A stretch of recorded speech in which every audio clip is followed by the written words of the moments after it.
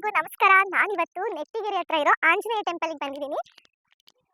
ನಾವು ಟೆಂಪಲ್ಗೆ ಬಂದಿದ್ದೀವಿ, ಬಟ್ ಏನಂದ್ರೆ ಇಲ್ಲಿ ಟೆಂಪಲ್ ಕ್ಲೋಸ್ ಇದೆ. ಸೊ ಇದ್ರ ಟೈಮಿಂಗ್ಸ್ ಗೊತ್ತಿಲ್ಲ. ನಾವು ಬಂದಿರೋದು ಲೇಟ್ ಆಗಿದೆ ಈವ್ನಿಂಗು.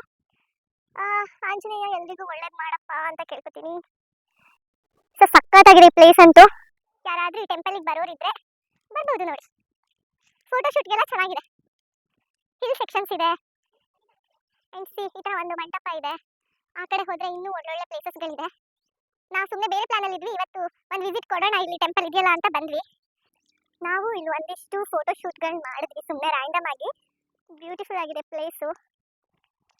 ಆ್ಯಂಡ್ ಇನ್ನೊಂದೇನಂದರೆ ಕಲ್ಯಾಣಿ ಇದೆ ಇಲ್ಲಿ. ಸೊ ಕಲ್ಯಾಣಿ ಬಟ್ ನೀರು ಒಂದು ಸ್ವಲ್ಪ ಕಮ್ಮಿ ಇದೆ ಕಲ್ಯಾಣಿಗೆ. ನೋಡಿ ಇಲ್ಲೊಬ್ರು ಡಿಪ್ರೆಷನ್ ಮೂಡಲ್ಲಿ ಏಕಾಂಗಿತರ ಕೂತಿದ್ದಾರೆ. ಡಿಪ್ಲೊಮೇಷನ್ ಸ್ವಲ್ಪ ಕೂತಿದ್ದಾರೆ. ಆ್ಯಂಡ್ ಇಲ್ಲಿ ಒಬ್ರು ಪೇರ್ ಬಂದಿದ್ದಾರೆ. ಅವನು ಹೆಂಗಿದ್ರು ಡಿಪ್ರೆಷನ್ ಇದ್ದಾನೆ. ನೀನು ಸಿಂಗಲ್ ಆಗಿದೆಯಾ, ನಿನಗೂ ಯಾರು ಬಾಳ್ ಕೊಡ್ತಿಲ್ಲ.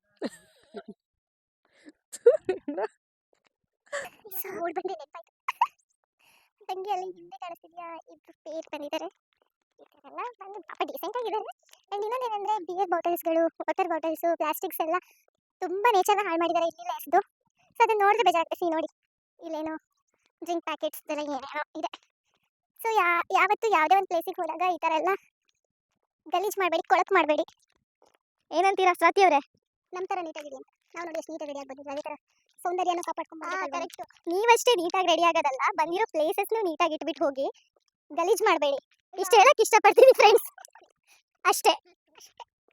ನೋಡಿ ಬದುಕು ಆಸೆ ಇದ್ದರೆ ಎಲ್ಲಿ ಬೇಕಾದರೂ ಬದುಕತ್ತೆ.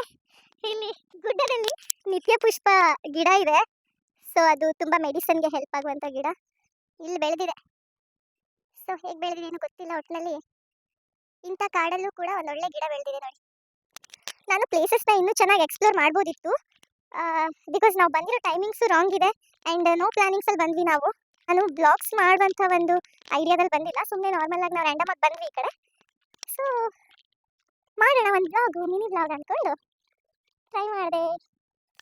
ಎಸ್, ನಾವು ಶ್ರೀ ಗುಂಡಾಂಜನೇಯ ಸ್ವಾಮಿ ನೆಲಗುಳಿ ಗ್ರಾಮ ನೆಟ್ಟಿಗೆರೆ. ಏನಿದು ನೆಟ್ಟಿಗೆರೆ ಹೆಸರು. ಸೊ ಅಲ್ಲಿ ಇರೋದು ಇದು ದೇವಸ್ಥಾನ. ಕರೆಕ್ಟಾಗಿ ಅಪ್ಡೇಟ್ಸ್ ಕೊಟ್ಟಿರಲಿಲ್ವಲ್ಲ, ಅದಕ್ಕೆ ಇವಾಗ ಹೇಳ್ತಾ ಇದ್ದೀನಿ ತಿಳ್ಕೊಂಡು. ಏನಂತೀರಾ ಶಾಲಿನಿ ಅವರೇ? ಅವರತ್ತೆ ಶ್ರೀ ಗುಂಡಾಂಜನೇಯ ಸ್ವಾಮಿ ದೇವಸ್ಥಾನ. ಕನಕಪುರ ರೋಡಿಂದ ಕನಕಪುರದ ಟೋಲ್ ಆದಮೇಲೆ ಲೆಫ್ಟ್ ಸೈಡ್ಗೆ ತೊಗೊಂಡ್ರೆ ಈ ಬ್ಯೂಟಿಫುಲ್ ಆದ ದೇವಸ್ಥಾನ ಬರುತ್ತೆ. ಎಸ್, ಯಾರ್ಯಾರು ನನ್ನ ಚಾನಲ್ನ ಸಬ್ಸ್ಕ್ರೈಬ್ ಮಾಡಿಲ್ವೋ ಸಬ್ಸ್ಕ್ರೈಬ್, ಲೈಕ್ ಆ್ಯಂಡ್ ಶೇರ್ ಮಾಡಿ. ಬಾಯ್.